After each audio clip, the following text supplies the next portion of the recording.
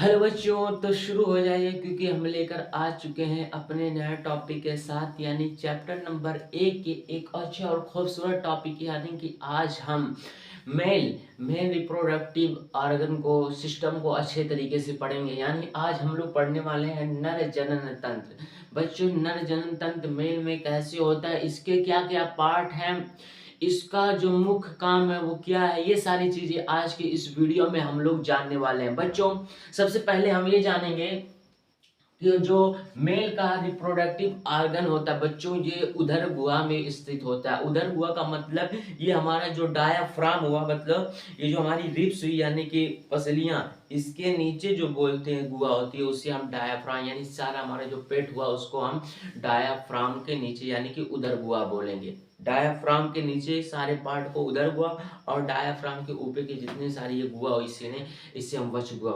तो ये बच्चों जो हमारा नर जनन तंत्र होता है ये उदर गुहा में स्थित होता है। सबसे पहले बच्चों आपको इस तरीके से जो नलिका देखने को मिल रही है, ट्यूब, इसे बच्चों मूत्रवाहिनी, इंग्लिश में यूरेट्रा बोलेंगे, यूरेटर।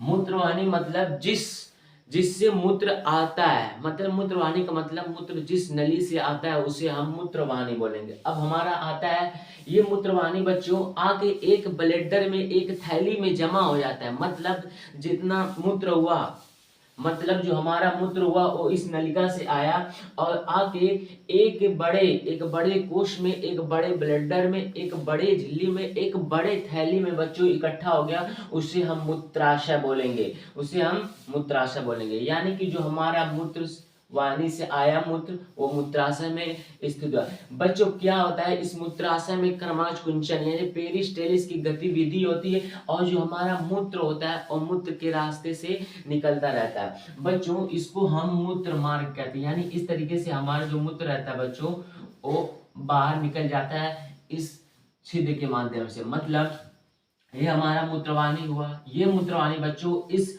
ट्यूब के जरिए, इस नलिका के जरिए यहाँ पे इकट्ठा हुआ और फिर इसमें कर्माकुंचन की क्रिया हुई और फिर इस नली के द्वारा यानी मूत्रमार्ग के द्वारा जो हमारा मूत्र है वो बाहर निष्कासित कर दिया गया। बच्चों अब देखिए, मूत्रमार्ग को इंग्लिश में यूरेथ्रा बोलते हैं और यूरेटर मूत्रवाहिनी को। बच्चों जो हमारा स्पर्म यानी शुक्राणु का निर्माण होता है बच्चों वो इसमें होता है। यानी कि ये जो हमारा टेस्टिस हुआ, यानी कि हम कह सकते हैं कि जो हमारा टेस्टिस यानी शुक्राणु का जो निर्माण होता है काफी ज्यादा मोस्ट इंपॉर्टेंट, यानी कि जो शुक्राणु का निर्माण होता है बच्चों ये हमारे टेस्टिस में यानी कि ये हमारे विसरण में होता है। बच्चों विसरण के ऊपर बच्चों एक टाइप की इस तरीके से संरचना देखने को मिल रही है, कोमा टाइप की बच्चों, इसे हम बोलेंगे इपीडायडमिस। ये इपीडायडमिस इस विसरण पे लगे होते हैं बच्चों।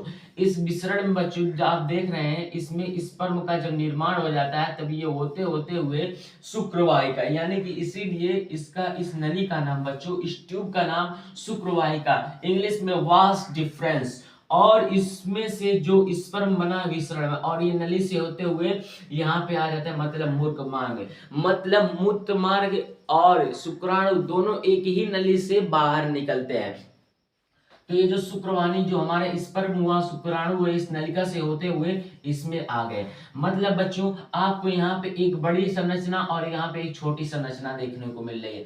बच्चों बड़ी संरचना और छोटी संरचना क्या आती, इसमें आपको एक जो छोटी वाली है उसको बच्चों हम बोलेंगे काउपर ग्लैंड और जो बड़ी वाली है उसे बच्चों बोले बूनर ग्लैंड।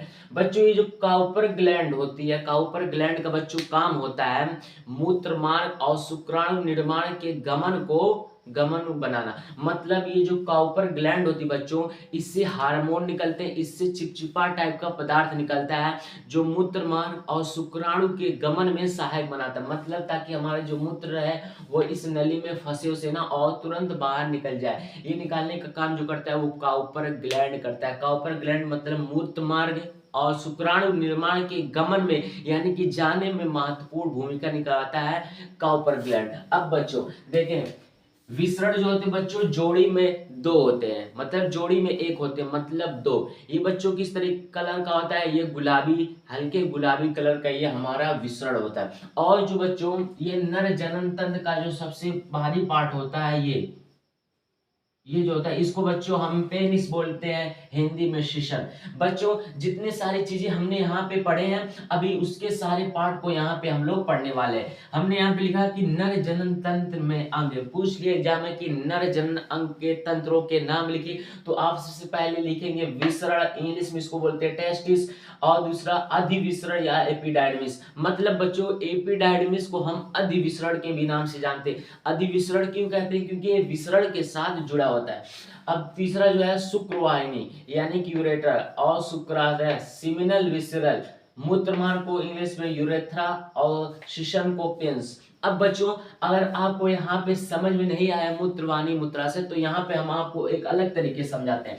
देखिए ये जो जिस तरीके से मूत्र आती है इस नलिका से, यानी इससे मूत्र होके आती है, किडनी से फिल्टर होके बच्चों मूत्र हमारे इस नलिका में आ रही है। समझ लीजिए किडनी से फिल्टर होके इस नलिका में मूत्र आ रही है, तो जिससे आ रही है मूत्र उसको बोलेंगे मूत्रवाहिनी, इंग्लिश में यूरेटर। फिर ये मूत्रवाहिनी इस मूत्र से आते हुए एक थैली में यानी कि एक ब्लैडर में इकट्ठा हो जाती है, थैली है, इसे हम बच्चों यूरिनरी ब्लैडर, यानी कि यूरिन का मतलब होता है मूत्र, यूरिनरी ब्लैडर इंग्लिश में यूरिनरी ब्लैडर और हिंदी में मूत्राशय। फिर बच्चों मूत्र मार्ग यूरेथ्रा यानी मूत्र मार्ग के द्वारा हमारा जो मूत्र इसमें जमा हुआ वो बाहर कर दिया जाता है। बच्चों तो उम्मीद करता हूं आपको अच्छे तरीके से समझ में आ गया होगा। अब हम जानने वाले हैं कुछ इंपॉर्टेंट और खास बात क्या है। बच्चों जो शुक्राणु स्पर्म का निर्माण जो होता है वो विसरण में यानी कि इसमें टेस्टिस में होता है, काफी ज्यादा मोस्ट इंपॉर्टेंट। जो शुक्राणु यानी स्पर्म का जो निर्माण होता है बच्चों वो किस में होता है? टेस्टिस में यानी कि विसरण में।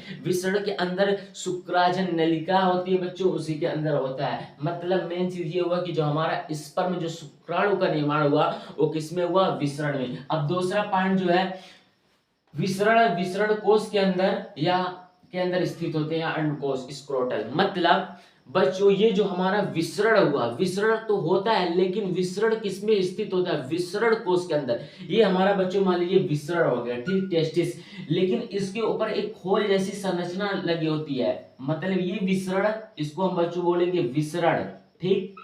इसी में बच्चों शुक्राणु यानी कि स्पर्म का निर्माण होता है, लेकिन ये जो परत है, ये जो झिल्ली है, इसको हम बोलेंगे विसरण कोश, विसरण कोश। इंग्लिश में इसको बच्चों स्क्रोटल, और इसको अंडकोश भी बोलते हैं, या अंडकोश, अंडकोश। तो कहने का मतलब ये हो कि जो हमारा विसरण हुआ बच्चों, विसरण कोश यानी कि अंडकोश के अंदर स्थित है, इसे विसरण कोश को इंग्लिश में स्क्रोटल बोले। अगर हमसे कोई पूछे कि हमारा विसरण कहाँ स्थित होता है, तो हम बताएंगे कि जो हमारा विसरण होता है बच्चों वो विसरण कोश के अंदर यानी कि स्क्रोटल के अंदर स्थित होता है। बच्चों अब विसरण द्वारा यानी कि इसके द्वारा स्रावित यानी निकलने वाले कुछ हार्मोन होते हैं। जो सबसे इंपॉर्टेंट हार्मोन है विसरण द्वारा निकलने वाला वो है टेस्टोस्टेरॉन। टेस्टोस्टेरॉन बच्चों विसरण द्वारा निकलते हैं। टेस्टोस्टेरॉन जो है बच्चों ये लड़कों में यानी कि मेल में उनके यौन अवस्था यानी यंग को वो प्रदर्शित करते हैं कि अब ये यंगेस्ट हो रहे हैं, मतलब ये अब जवान हो रहे हैं। इस तरीके से ये क्या करते हैं, टेस्टोस्टेरॉन क्या करते हैं, ये हार्मोन निकालते हैं और लक्षण को प्रदर्शित करते हैं कि इनकी यौन अवस्था जो है वो प्रारंभ हो रही है।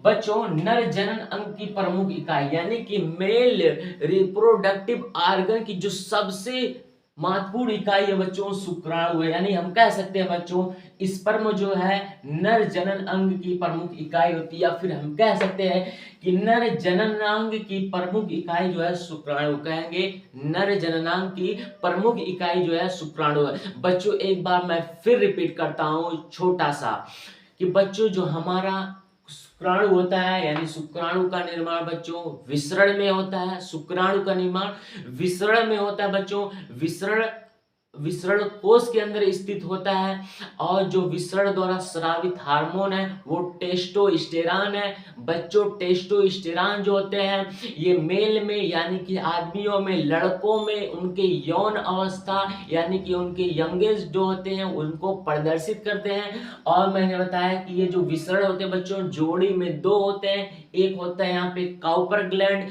काउपर ग्लैंड बच्चों मूत्र मार्ग और शुक्राणु निर्माण के गमन में यानी कि चलने में जाने में मदद करते हैं।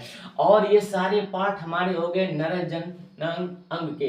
तो उम्मीद करता हूं बच्चों आपको अच्छे तरीके से और डिटेल तरीके से ये सारी बातें समझ में आ गई। बच्चों ये वीडियो मैंने एक ही पार्ट में किया है, अब हम अगले वीडियो में फीमेल रिप्रोडक्टिव ऑर्गन को यानी कि मादा जनन तंत्र को अच्छे तरीके से पढ़ेंगे। तो आज के लिए इतना काफी बच्चों, पढ़ाई करते रहें। All the very best.